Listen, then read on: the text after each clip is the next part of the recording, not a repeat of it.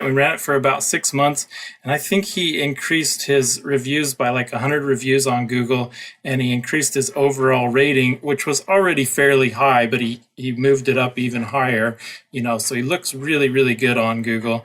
And it helped his website rank better too as he did all this. And so that's when we started to see those results on his site where I was like, well, I should sell this to my other clients.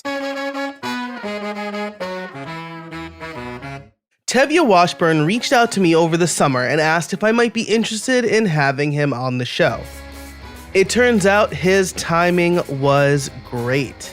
See, Tevya creates a WordPress plugin to help him gather and display social proof, reviews, and things like that. And I had just finished reading a book that talks about the importance of social proof.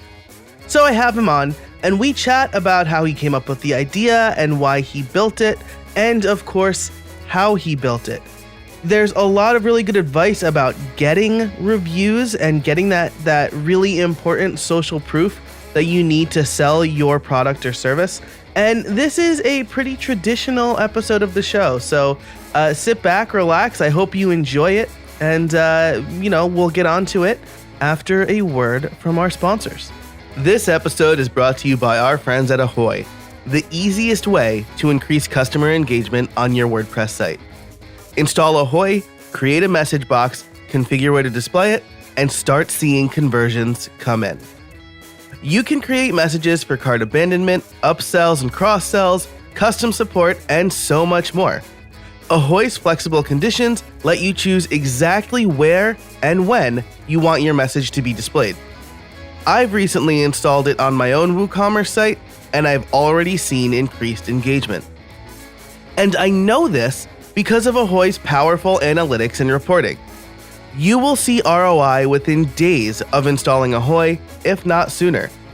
And that's even more true for listeners of How I Built It. You can get an exclusive 20% discount on any plan. Visit useahoy.com/howibuiltit and use the code HowIBuiltIt at checkout. That's useahoy.com, USEAHOY, useahoy.com/howibuiltit, and the discount code HowIBuiltIt. Use those today. Increase your engagement and sales on your WordPress site. Thanks to Ahoy for their support of this show. Hey everybody, and welcome to another episode of How I Built It, the podcast that asks, how did you build that? Today, my guest is Tevya Washburn. He is the creator of Starfish Reviews, which is a social proof plugin for WordPress. Tevya, how are you? I'm great, Joe. How are you? I am doing fantastic. Thanks very much. For those listening at the time we're recording, I just got back from Orlando where I got to try out, I got to preview Star Wars Galaxy's Edge at Walt Disney World before it opens, and I'm a big Star Wars fan, so I'm in a fantastic mood. I'm jealous. That's awesome. Yeah, my brother works at Disney World. Sweet. So yeah, so it was great. The stars aligned. I happened to be there anyway for a conference, and so yeah, it was a fantastic experience. You could see it up on my Instagram story, which I'll link in the show notes. But that's not why we're here today. We're here to talk about building social proof. And so Tevya, why don't you tell us a little bit about who you are and what you do? Sure. So I've been building WordPress websites for about a decade now, and it recently, a few years ago, came to my attention how all these SaaS services were helping people do their review marketing or social proof, as you mentioned, through their services, where they could help encourage the positive reviews and maybe capture the negative ones for internal review. And the more I started looking at it, the more I realized there was really no really affordable option on the low end. And specifically, there was none that actually ran on WordPress as a plugin or whatever. And so that's a really, really brief version of how Starfish Reviews was born. And so that's what I do. At least part of the time now, is to help build and market this Starfish Reviews plugin. Great, yeah. So you noticed that there wasn't really something out there that was specifically on WordPress. What did you find as far as looking at other tools? Is there like a popular social proof plugin that a lot of people use, or is it kind of industry based? Yeah, so there's a number of popular SaaS, software as a service solutions out there. And actually, there's a ton of them. If you tried to compile a list, it'd be quite long. So in case any listeners are a little unfamiliar, social proof is just any time you can use your users or customers' input or feedback to show other people how they feel about your business, right? And so in this case, what we do is we encourage online reviews, and that is a big part of social proof, and it also plays into SEO and things like that. Most of the platforms out there are fairly broad. Like they'll cover everything from like Google to some very niche ones that have to do, with just a specific industry or whatever. And so most of them will cover all those.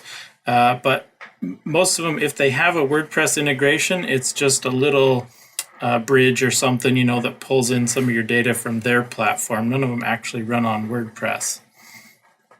Gotcha. I see. So, there are plugins that will kind of sit on their server and through like some connector WordPress plugin, it'll pull all of the data from their server, etc. Yeah, and usually it's just to display the reviews. So there are a few reviews plugins that will pull in your reviews and display them, but there's none that are actually helping you manage and encourage getting new reviews or generating reviews, as we sometimes call it. Gotcha. That makes sense. And so I guess what made you want to create Starfish reviews, right? Which is maybe the opposite. You have a plugin sitting on your WordPress site where can people fill out reviews through the WordPress site, or does it pull, like, exactly how does that plugin work? Sure, that's a great question. So it is most basic, and right now our plugin is kind of basic. Like I'll be the first to admit it, but it's getting better all the time. It just creates these little landing pages that we call funnels, and the funnel is essentially a form stepper where people can, it asks them right up front, how do you feel about this product or service, and people can decide how they want to word it, so they can totally customize it. That's another great feature of ours, is we made it totally customizable, so they can put in whatever wording they want, whatever, audience they're trying to go after. They know their audience better than we do, and so they can totally customize it to fit that audience. But the idea is, it just says, hey, how do you feel about this product or service or business, however they're using it, and then they can give it like a thumbs up or a thumbs down or a smiley face or a frowny face. And then if it's the thumbs up, for example, then it encourages them, well, hey, go leave us a review, and then it takes them to like Google reviews or wherever the user wants them to go, or the website owner wants them to go. Or it can give them options too, so they can choose between, say, Google and Facebook and TripAdvisor and wherever else they want it to offer to their clients. And then if they give negative, feedback, if they say thumbs down or whatever, then it will offer them to submit the feedback internally. So it's kind of trying to counterbalance that tendency that a lot of us have to just go leave a review when we're ticked off and we're unhappy about it, right? And instead capture that for internal review, and then the website owner can review with their team and say, okay, we need to do better in this area, or here's how we can get better. Wow, that's really fantastic, right? So there's a couple of things at play here. The first is that if it is negative feedback, you can immediately open up that dialogue without having to like stumble upon it, right? Yes, on exactly. Like, say, Amazon. Yeah, somebody reviewed my book, my last book, I guess. It's not very recent anymore. And they gave it like 0 stars, and they said like it doesn't teach the things that they wanted to learn. But it's because like she didn't really read the description of the book. She's like, it was too developer heavy, and like it's called like building themes.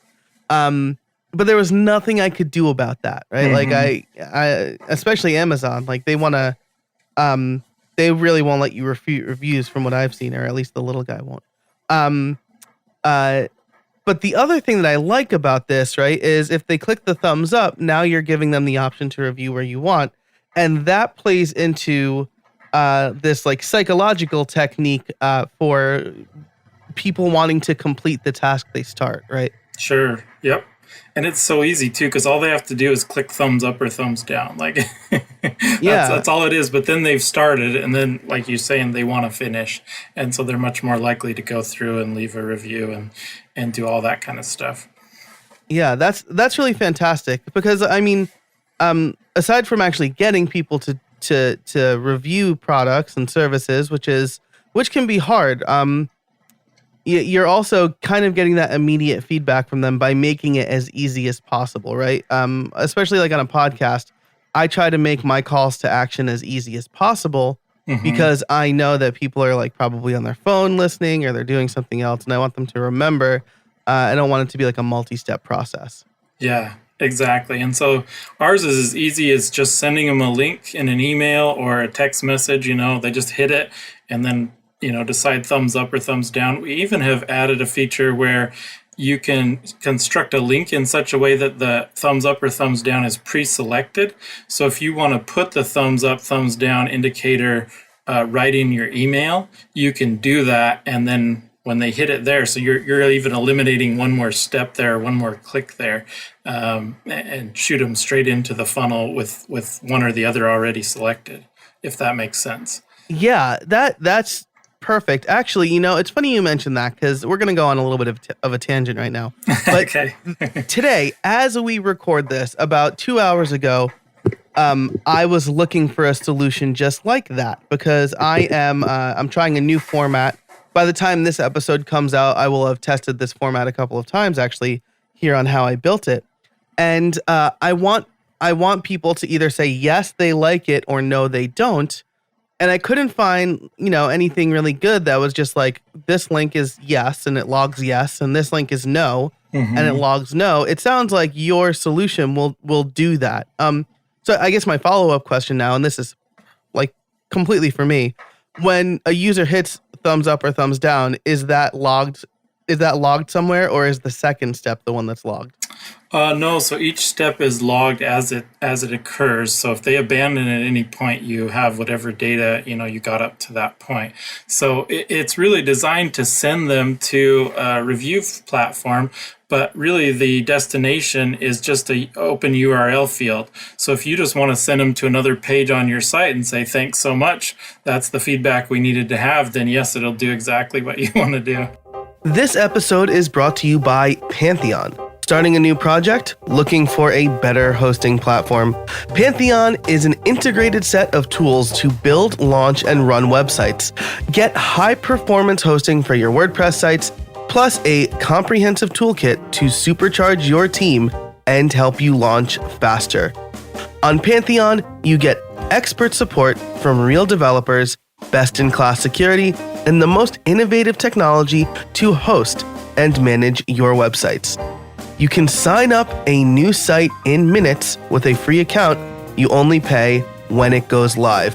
That is my second favorite feature to Pantheon, only to the easy ability to create dev, staging, and live servers and push to GitHub.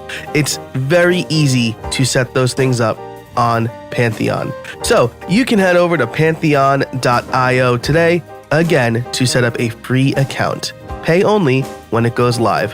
Thanks so much to Pantheon for their support of this episode and this season of How I Built It. To bring it back, you have a lot of amazing, like a lot of features that I guess I would expect to be here as part of a plugin that also kind of curates reviews. What kind of research did you do to get to this point? Like you said, it was simple, but it does a lot already. And I know you looked at competitors. There's tons of SaaS services, but how did you determine like what features would be in it? And did you talk to users, things like that? Yeah, that's a great question. So I gave the really brief overview of how it started before. I'll go into a little bit more detail here to explain some of that.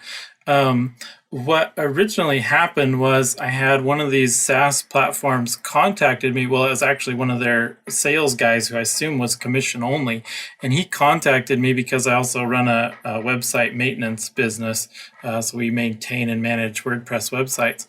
And he found that and contacted me and wanted to sit down. So I went to lunch with him or whatever.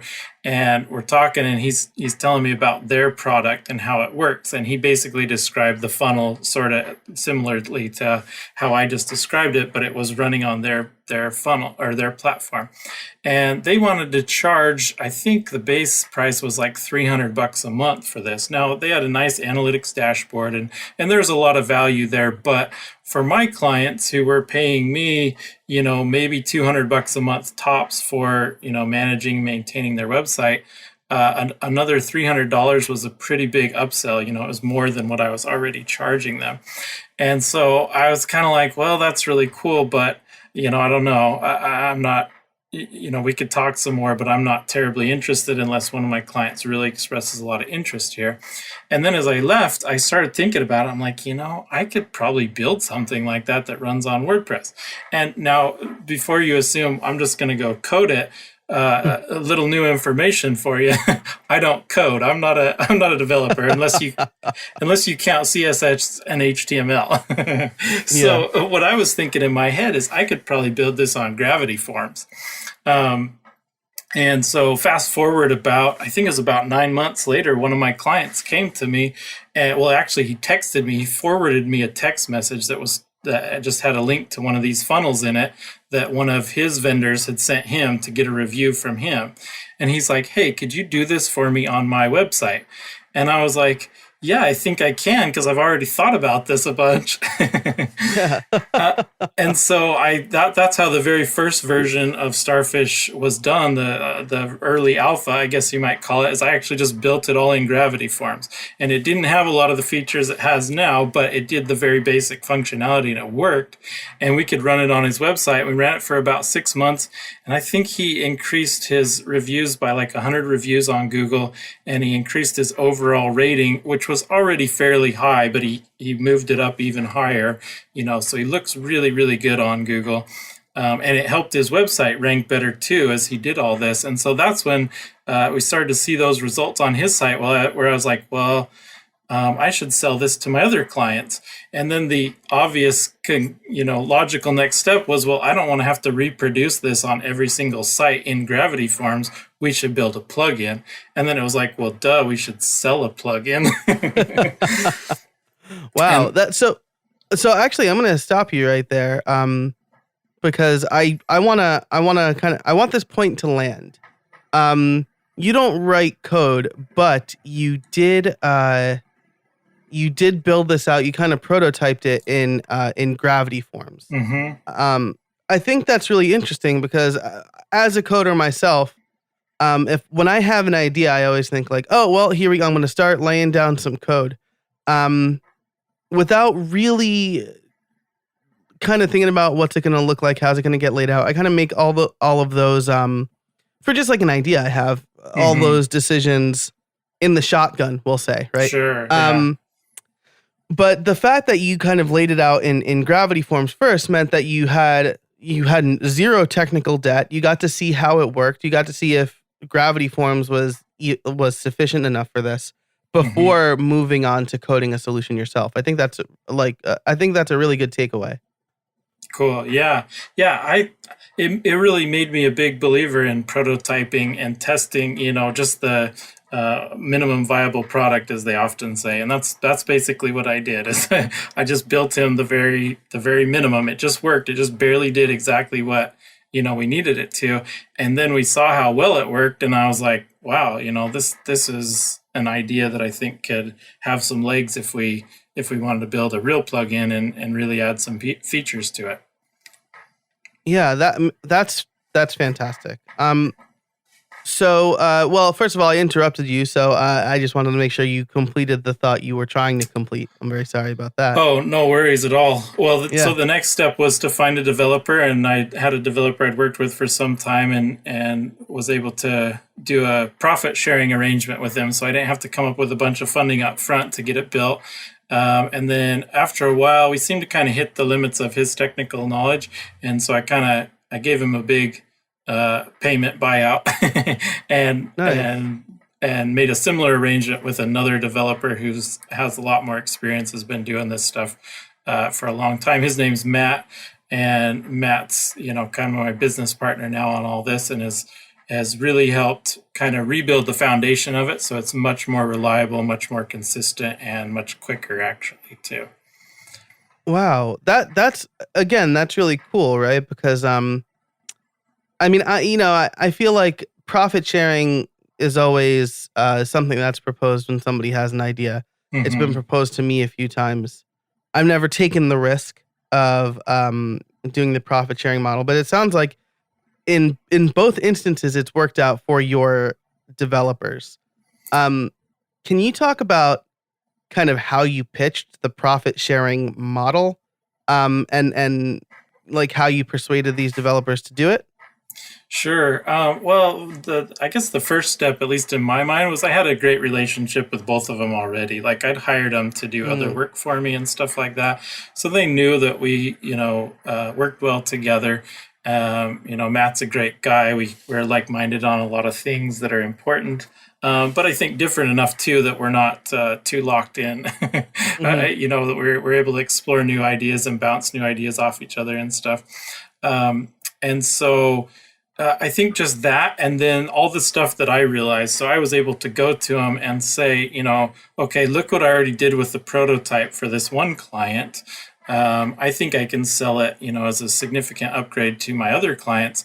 But more importantly, I think we can sell it, just as a WordPress plugin to any website owners or marketers or whatever out there. And then kind of showed them the market that was out there and showed them how many other of these SaaS products out there were doing the same kind of thing, but weren't doing it on WordPress, and how we could very likely come in, much cheaper than them because we didn't have all the overhead of the servers and the hosting and all that kind of stuff. And but also give people control. It's their data, it runs on WordPress on their website, etc. And so I think just all that, it was like pretty clear that there was some real potential there, and they were able and willing to get excited about it. Plus, I didn't ask either one of them to leave their day job, to do Hmm. it. It was like, can you, put some time into this on the side? And then if it really starts paying you, maybe you'll drop some of your other freelance projects that you were already doing on the side. Wow. Okay, so there's a lot of great advice there. The first, and I think this is the most important one, is Hmm. that you already had a great relationship with both of them. You've hired them before, so they know you're not just out to make a quick buck off of them. Yeah. Um, so to the business owners out there who are looking for a profit sharing model, I think this is really important, right? Because I've had basically people who have proposed this sort of thing to me wanted me to sign an NDA first, Hmm. and then they wanted me to say do profit sharing, and I'm like, I already don't, like, you clearly don't trust me. Why should I trust you at all? Yeah. Um, so I think that's really important. You built that trust, and you had a working prototype. So you're showing that you've already put hours and thought into this. I really like that. Yeah. Well, and in both cases too, I was able to say, hey, look, I'm a decent marketer. I know how to do SEO and that kind of stuff. So I can get this in front of people, but I can't build it. So I need you to build it. And I think you need me to market it. And so that makes a really good relationship that way. Yeah, that's absolutely right. You're kind of playing off of each other's strengths, and you again, since you had that working relationship, you both knew what the strengths were. Yeah. Uh, Now, when it comes to marketing, this is a social proof plugin. How important? I've got like courses, I've got the podcast. I know people listening probably have their own plugins, or maybe even they're freelancers. Um, what? How important is social proof? And is it more important in certain industries than others? It's extremely important. And yes, I do think it does vary somewhat from industry to industry. So Trying to order my thoughts here real quick. Yeah. So it's very important in that it affects your SEO, as at least as far as we're applying social proof to online reviews. Online reviews can affect your SEO, so it's really important there. But and we've got a bunch of stats and stuff on our website, but there's been a bunch of studies done, and most people these days read reviews. And not only that, but they're increasingly savvy about those reviews, so they know that if a product or a service or a plugin or whatever it might be that's being reviewed has 100% 5-star reviews, and there's like 50 of them or more, they know right off the bat that there's something going on. Like they're like, nobody's perfect, right? Nobody gets it right all the time. Like there's always somebody, like in your example, Joe, there's always somebody who didn't read the description before they bought it, right? It's not that the product's not amazing. It's just that there's always some situation that can't fit perfection. And so they're very savvy about that. So it becomes very important because people do spend time on that and they start reading through those reviews and looking at it. And but it does depend on the industry as well, because if something's wildly popular and all their friends are telling them you got to try this thing, then it's really not that big a deal that you have a million reviews or whatever telling them the same thing that their friends are already telling them. On the other hand, if they're hiring a local contractor or they're buying a newer product, then it's really important what other people have said about it, because that's going to determine how they feel about it and whether or not they're likely to buy it or not. This episode is brought to you by Gusto. Now, small business owners wear a lot of hats. I know I am one of them. And while some hats are great, like doing this podcast and getting to talk to people, others, like the filing taxes and running payroll hat, are not so great. And that's where Gusto comes in. Gusto makes payroll, taxes, and managing a team actually easy for small businesses. Gusto automatically pays and files your federal, state, and local taxes, so you don't have to worry about it. And as a New Yorker subplanted to Pennsylvania, the not paying my local taxes thing bit me a couple of times. So it would have been great to have Gusto then. Plus, they make it easy to add on health benefits or even 401ks for your team. Oh, and you can get direct access to certified HR experts too. This sounds like a pretty good way to kick off 2020 for your business, right? But here's the thing. Deadlines for the new year creep up earlier than you think, and you're going to want to get started now. I don't know about you, but I know that I've started thinking about this stuff around this time, and all of a sudden February or March is here and I'm like, I need to do something about my taxes. So don't wait. Let Gusto make it easier on you. As a bonus, listeners get 3 months free when they run their first payroll. This is one hat you're going to be glad you gave up. I certainly am. And you can try a bonus and see it for yourself over at gusto.com/build. So get 3 months free when you run your first payroll. Try a demo and see it for yourself over at gusto.com/build. Thanks so much to Gusto for their support of this show. I'm sure we've all kind of done this where something has like a lot of really good reviews, but you have like the one bad review that has made me not want to buy a product, because it's like everyone's like, this is great. And then the one's like, this was like broken in the box the day it arrived. And I'm like, I don't know if I want to buy this now. But to your point, well, first of all, it informs people about a product that they're not seeing in real life, right? Like you can't just go to the store. Or when you're online shopping, in most cases, you're not going to the store first to look at it. Exactly. But the other thing you mentioned is that it can affect your SEO. So, is that to say that search engines like Google are crawling, not only like the Google reviews, but Yelp or other ones to surface that and affect like the page rank at all? Yeah, exactly. So the old adage is content is king, right? Every review constitutes content. It's additional content about your business or product or whatever it might be. And that includes your replies as well. So you can even go in and reply and make sure you're using relevant keywords as you reply to those reviews, positive or negative. We actually encourage people to reply to all reviews, positive or negative. And if make sure you talk about your business as you're replying, or talk about what you did well or whatever they mentioned in their review, and that's going to have relevant keywords in it, and that's more content that's related to your site, your business, whatever, and can help you rank. Wow. So that's I never really thought of that. I know like it's important to have reviews for the social proof if people happen to come, or I've got the testimonials, but I guess I've never really thought of it in that sense, right? That every review constitutes content. So my last kind of question in this line of questioning is: are there certain review sites that digital businesses or online entrepreneurs, are there review sites that those folks should focus their time on? Again, it can be somewhat industry specific. So depending on where, what industry that is, Google obviously always loves Google stuff. However, Google reviews are really made more for local businesses. You can kind of say, well, I don't have an actual physical location, and so I want it everywhere, and you can do stuff, but that's probably not going to help you as much as if maybe you get them on Trustpilot. I'm not a big fan of Facebook personally, but Facebook is still huge. So if you can get reviews on Facebook, that's always very helpful.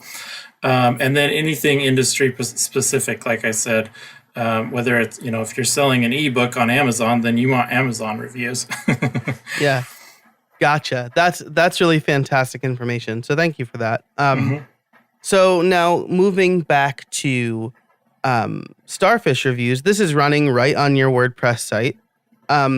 Is it something that encourages reviews at other places? Does it curate those reviews on the site itself, or does it just basically say like, check out my reviews in the places where I'm sending people? Yeah, so at this time, it doesn't pull in reviews from other websites, but we are hard at work on that, and that's going to be releasing very soon. So in the near future, you'll be able to have a dashboard, telling you when you get new reviews. And this will probably be, we'll release a few features at a time. It's not going to all come in one big update, but you'll be able to, see your new reviews from various sources on your WordPress dashboard. You'll be able to see some analytics and stuff like that. You'll also be able to use a shortcode or Gutenberg block or whatever to display your latest reviews on the front end. All that kind of stuff is coming. We intend it to be a really full-featured review marketing plugin by the time, I won't set any dates, but it's going to be awesome, and we're hard at work on the next big features there. Yeah, that's really fantastic. So, I usually ask what your plans for the future are, and it sounds like you've laid them out. But I think this is a good strategy, right? First of all, you got your minimum viable product out. You got the important part out, which is encouraging people to leave those reviews. And then once, somebody like me has reviews to display, this new feature will roll out and I can go ahead and display them. So I think that's a good plan. Yeah, exactly. And there were already some plugins that would display them, and as I mentioned before, and there are some great ones out there, but we intend ours to be kind of the most full package once we get all those features added on. Awesome. So as we kind of wrap up here, you have the funnels, I think is the term that you mentioned, right?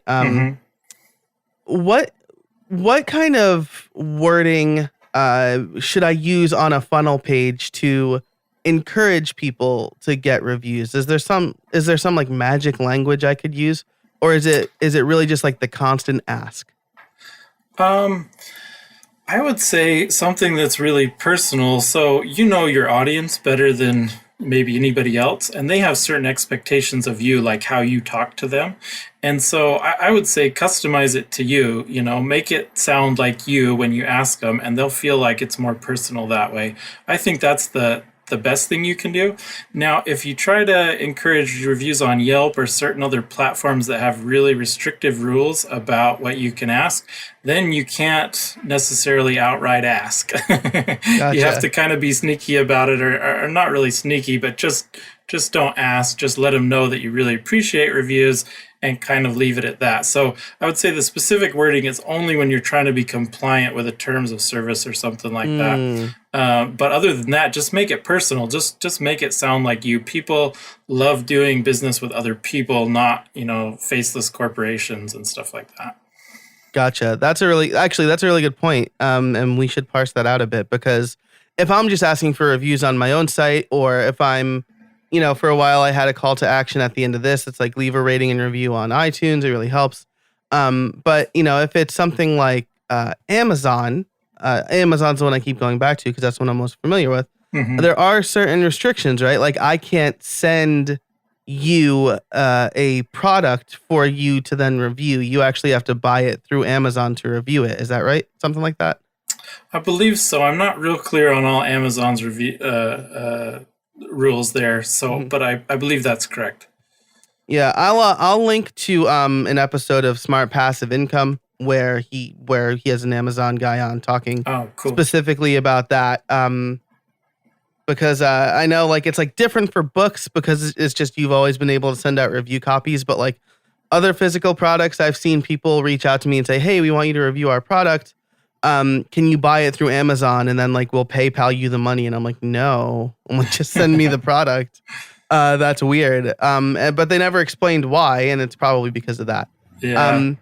I think they want you to be a verified buyer is the thing, because those reviews get more weight than the ones that aren't. Gotcha. Because again, that's another thing, right? If I'm like sending, if I'm giving people access to my course or whatever, or sending a copy of my book to somebody, they might be more inclined to say something nice about it because they got it for free. Sure. Yeah.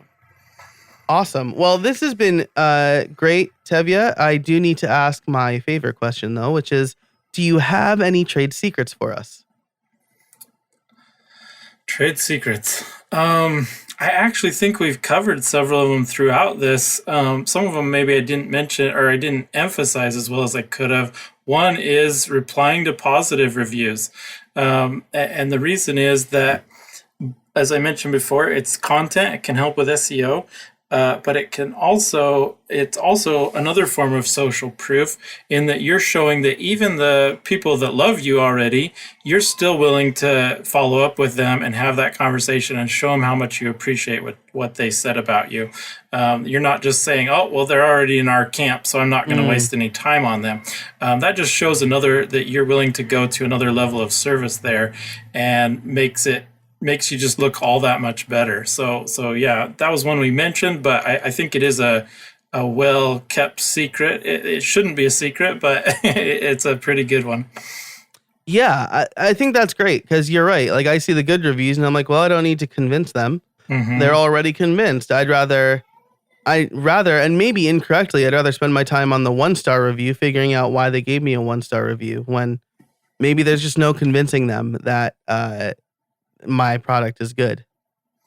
Yeah, and there's nothing wrong with replying to negative reviews as long as you're always kind and positive and trying to encourage them to reach out to you so you can make it right. But everybody wants to reply to the negative reviews, right? Because that's the one that gets to you. Right. Yeah, absolutely. Man, that makes perfect sense. Tevya, thanks so much for your time today. I really appreciate it. Where can people find you? Starfish.reviews is our main website. That's the best place. You can follow me on Twitter at Tevya W. It's Tevyaw. And yeah, feel free to contact me through the Starfish Reviews contact form or whatever works best for you. Fantastic. I will link to those and everything we talked about in the show notes over at howibuilt.it. Tevya, thanks again. I really appreciate you taking the time. You're welcome, Joe. I really appreciate you and your awesome podcast. Thanks for having me on. Thanks so much to Tevya for joining me today. I really loved his trade secret about replying to positive reviews and being kind with the negative reviews. That's something that I need to work on. I always feel the need to defend myself when I get a negative review, when really I should be killing them with kindness. That's always the best way to flip the script and other colloquialisms, at least here in the United States.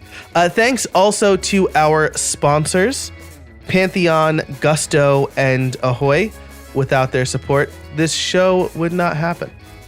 And for everything that we talked about and to learn more about our sponsors, you can head over to howibuilt.it/144.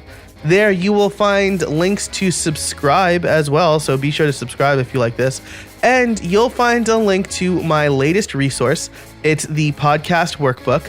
I'm working on a new course called Podcast Liftoff, where I will show you how you can get in front of the mic, get over that stage fright, get over the fear of pressing record, and start your own podcast. So if you're interested in doing that, head over to howibuilt.it/144 for the link to a free podcast workbook. Thanks so much for listening, and until next time, get out there and build something.